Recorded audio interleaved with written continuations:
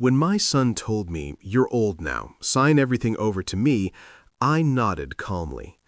What he didn't know was that I had already signed one document that would end his control forever. My name is Margaret, and at 61 years old, I believed loyalty was thicker than blood. I believed sacrifice was love. I believed that if you gave enough, your family would never turn against you. I was wrong. It began quietly. No shouting, no drama, just a slow erosion of respect that I didn't notice until it was almost gone. My son Daniel was 34 when his business failed. A restaurant he'd poured everything into shut down in less than a year. Bad timing, bad partners, bad luck. At least that's what he said. He came to me embarrassed, defeated, promising this was temporary. "I just need help getting back on my feet, Mom." So I helped. I let Daniel, his wife Rachel, and their newborn move into the duplex I owned outright. I covered utilities, groceries, insurance. I even co-signed a loan so Daniel could start fresh. At first, there was gratitude. Thank yous, hugs, promises. Then slowly, expectation replaced appreciation. Bills stopped being requests and became assumptions. My opinion stopped mattering. My space stopped being mine. By year 2, Daniel had taken over the entire duplex. I lived in one small bedroom temporarily while they remodeled rooms using my money. One evening, I overheard Rachel laughing on the phone. "Don't worry," she said. "This place is basically ours. She won't do anything." That sentence lodged itself in my chest like glass. Still, I stayed silent. Mothers do that. We swallow pain and call it patience. Until the Tuesday, Daniel finally said it out loud.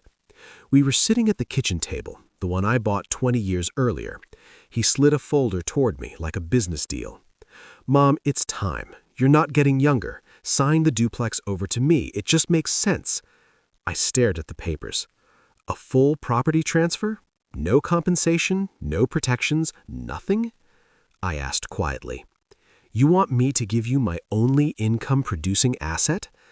Daniel sighed, annoyed.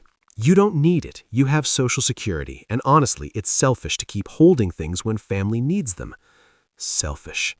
That word hit harder than shouting ever could. I paid for this place. I worked double shifts for decades. This is my security. Rachel crossed her arms. "We're raising your grandchildren here. If you cared about family, you'd want stability for them." There it was, the emotional weapon.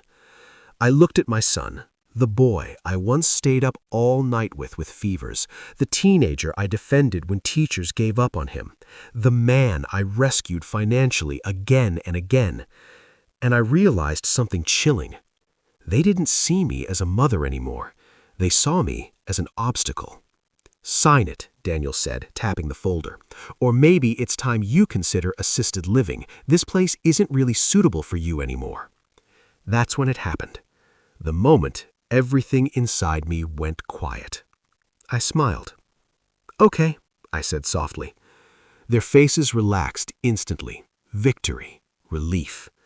They didn't know that 2 weeks earlier, after hearing Rachel's phone call, I had already met with my attorney. They didn't know the duplex had been placed into a trust. They didn't know I had named myself as sole beneficiary and appointed an independent property manager. They didn't know I had protected every square inch of my future. I stood up, folded the unsigned papers neatly, and said, "I'll go rest now." That night, I made one phone call. The next morning, Daniel woke up to an email. Eviction notice. Legal. Final. Rachel screamed. Daniel called nonstop. Voicemails shifted from rage to panic to pleading.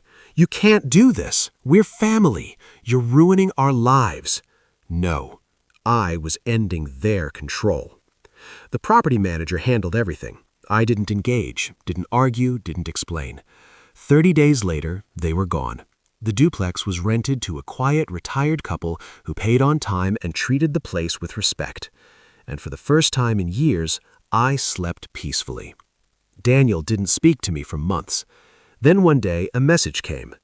"I didn't realize how much you did. I'm sorry." Maybe he meant it. Maybe he didn't. But here's what I learned. Love without boundaries is not love. It's permission. And when someone tells you to give up your future for their comfort, the most powerful word you can say isn't no.